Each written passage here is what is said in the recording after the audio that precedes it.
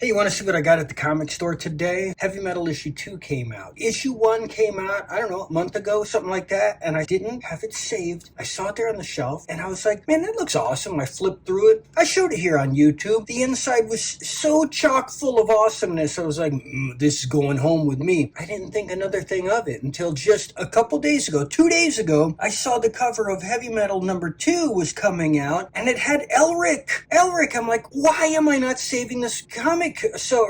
Magazine. So I had to stop by the comic store. It wasn't comic book day. I just needed some Silver Age bags. And while I was in there, they said, hey, we don't have anything for you yet. And I'm like, I know. I just need these bags. But is it too late to get Heavy Metal issue 2? And he goes, coming out tomorrow. I can save you one. I usually get an extra one for the shelf. I'm like, okay, please, thank you. And go ahead and just save every issue for me from here on out. Because, okay, I go in today. Yeah, they saved me issue 2 with Elric on the cover. I didn't know there were multiple covers. On the shelf was a stack of them. They were all some alternate cover that didn't have Elric. Boy, did I luck out. Let's just flip it open real quick. I want to show you the awesomeness inside. Hey, look, right off the bat, you got Frazetta Conan, you got Michael Whelan, Elric, more Frazetta. Awesome. So here you got part 2 to a story from issue 1. That's cool. Continuing the stuff, from issue to issue. I like that. Okay, here's another cool comic. Kind of looks like The Fifth Element. I bet it is The Fifth Element.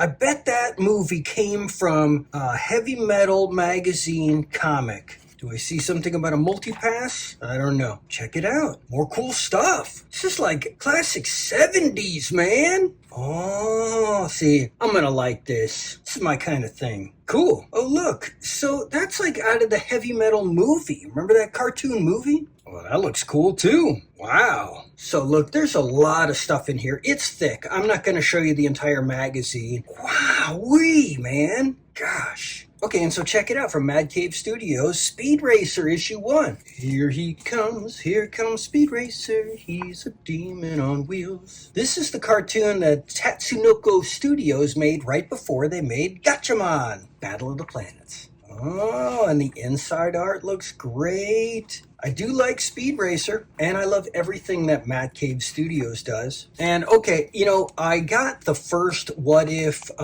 Disney character became this Marvel character comic, and somehow the comic store owner thought I meant get me every one of them. So I've gotten every one of them, but this one actually looks pretty good. This is cool. I love Goofy, and I love Spider-Man. I think I'm gonna like this. Yeah, it's cool. Look at that big spider. This will be a fun one. I know I was down on some of the earlier ones, but I don't know. I have high hopes for this. Okay, Spider-Man versus the Sinister 16. I was hopeful with a group of bad guys that big against Spider-Man that it would have Stegron. I flipped through it. It does not. Savage Wolverine issue 1. The cover is not to my liking. I am wondering why this jumped out to me in the previous catalog and why I would want it saved. First of all, my gosh, this is a thick comic. And yes, I do love Wolverine. I get all the Wolverine stuff, but I kind of feel like I would have passed on this. Something must have been enticing to me.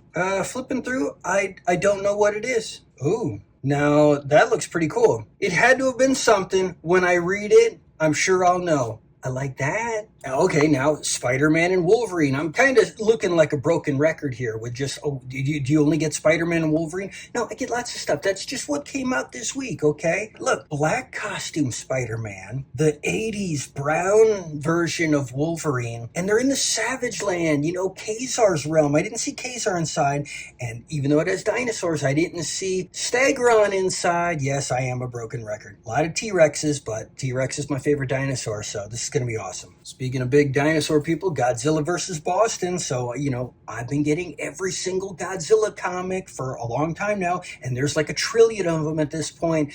Let me tell you a little something. I've been loving all the Godzilla and the King Kong movies until I saw the latest. The King Kong versus Godzilla sequel film where King Kong gets a mechanical hand that's like their version of Mechanic Kong. So disappointed that I despise that movie. I watched the whole thing and I was like, man, okay, I guess that was it. I'm tapping out. I give a 10 out of 10 to everything that came before, and this one I give it a 0.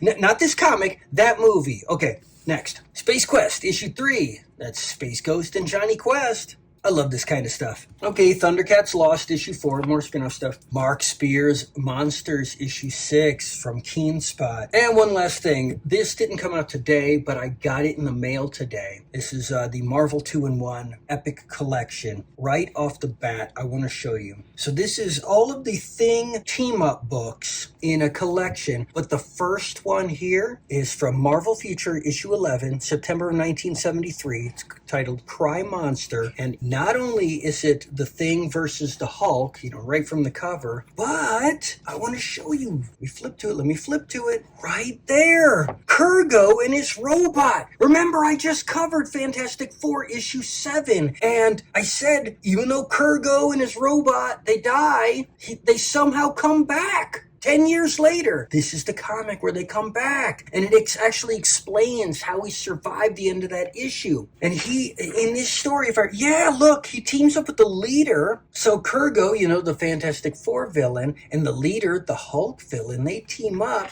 and pit the Thing versus the Hulk. Holy cow, that's awesome, man. Telling you. Okay, so that's it for now. I'll see you next time.